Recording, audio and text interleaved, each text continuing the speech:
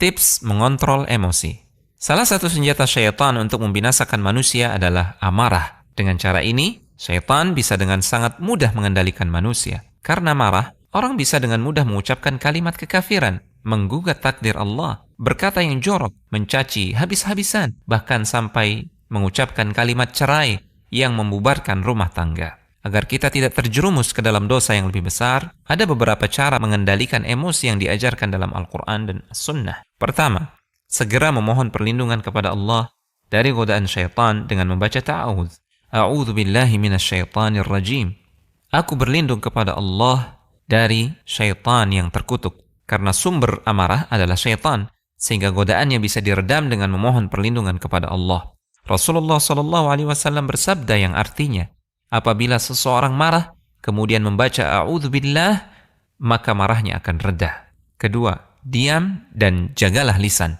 Bawaan orang marah adalah berbicara tanpa aturan, sehingga bisa jadi dia berbicara sesuatu yang mengundang murka Allah. Karena itulah, diam merupakan cara yang mujarab untuk menghindari timbulnya dosa yang lebih besar. Rasulullah SAW pernah bersabda yang artinya, jika kalian marah, diamlah. Ketiga, mengambil posisi lebih rendah.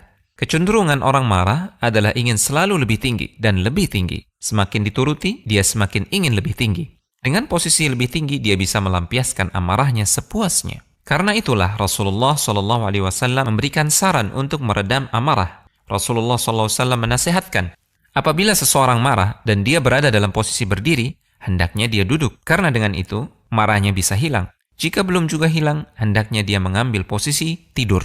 Keempat, ingatlah hadis ini ketika marah. Dari Mu'adz bin Anas al-Juhani radhiyallahu ta'ala anhu, Rasulullah SAW bersabda yang artinya, siapa yang berusaha menahan amarahnya padahal dia mampu meluapkannya, maka Allah akan memanggilnya di hadapan seluruh makhluk pada hari kiamat sampai Allah menyuruhnya untuk memilih bidadari yang dia kehendaki. Dalam hadis yang lain, Rasulullah SAW bersabda yang artinya, siapa yang menahan emosinya, maka Allah akan menutupi kekurangannya. Siapa yang menahan amarahnya, padahal jika dia mau, dia mampu melampiaskannya, maka Allah akan penuhi hatinya dengan keridhaan pada hari kiamat. Kelima, segera berwudu atau mandi. Marah itu dari syaitan, dan syaitan tercipta dari api. Padamkan dengan air yang dingin. Dalam sebuah hadis dari Urwah As-Sa'di radhiyallahu ta'ala anhu, disebutkan, sesungguhnya amarah itu berasal dari syaitan, dan syaitan diciptakan dari api, dan api bisa dipadamkan dengan air.